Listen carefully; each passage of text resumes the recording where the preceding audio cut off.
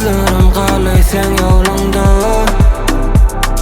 göz yaşlarında hislerim boğulma.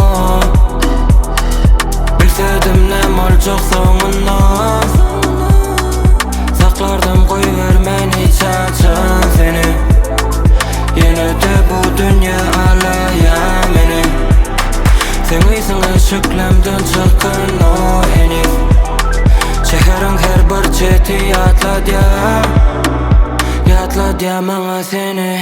Gözlerler var geçen günler, düşünce ertir ruhum damarlarına umut. Duygularım yetim, seninle yatlamalar kımmet. Unutmam seni.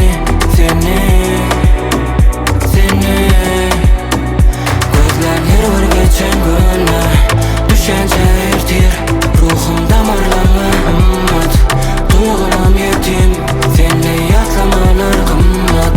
Unutmam seni.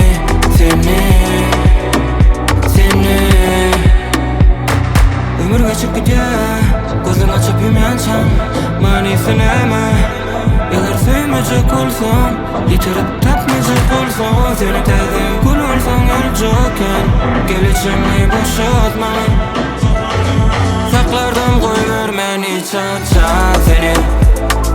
Yine de bu dünya alaya meni. Sen iysin ışıklamdan çıkan o henüz. Şehrin her bir çeti yatladı